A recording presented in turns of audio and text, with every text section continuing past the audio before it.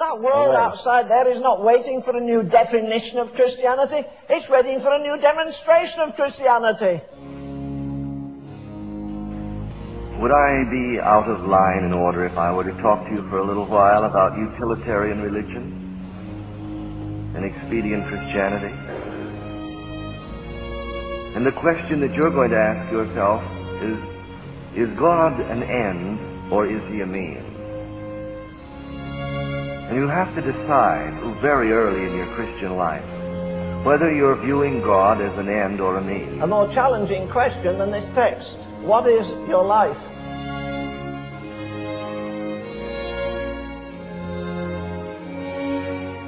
The philosophy of the day became humanism. And you can define humanism this way. Humanism is a philosophical statement that declares the end of all being is the happiness of man. The reason for existence is man's happiness. Now, according to humanism, salvation is simply a matter of getting all the happiness you can out of life. This group of my people, the fundamentalists, that say, we believe in the inspiration of the Bible. We believe in the deity of Jesus Christ. We believe in hell. We believe in heaven. We believe in the death, burial, and resurrection of Christ. Remember, the atmosphere is that of humanism. And humanism says the chief end of being is the happiness of man. And so it wasn't long until we had this that the fundamentalists knew each other because they said, we believe these things. They were men, for the most part, that had met God.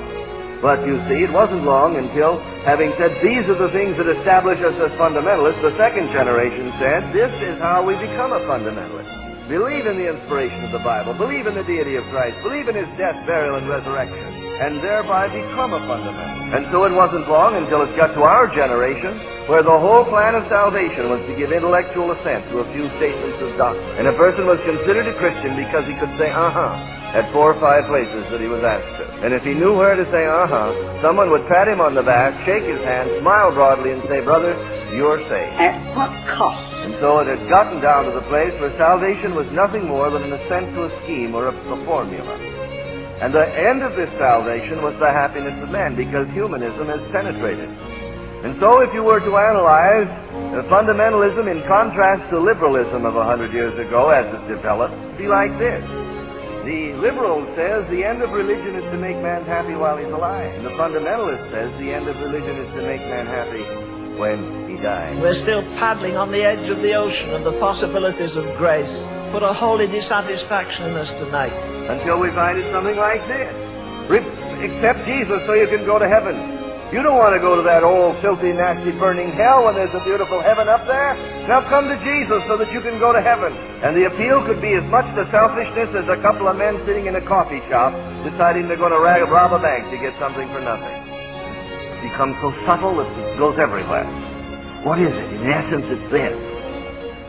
That this philosophical postulate that the end of all being is the happiness of man has been sort of covered over with evangelical terms and biblical doctrine until God reigns in heaven for the happiness of man. Jesus Christ was incarnate for the happiness of man. All the angels exist in the whole. Everything is for the happiness of man. And I submit to you that this is unchristian. Christianity says the end of all being is the glory of God. Humanism says the end of all being is the happiness of man. This is the betrayal of the ages.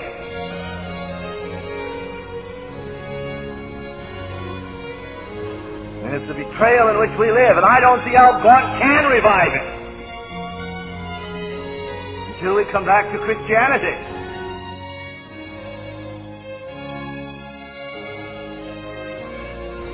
Isn't man happy? Didn't God intend to make man happy? But as a byproduct, and not a prime product.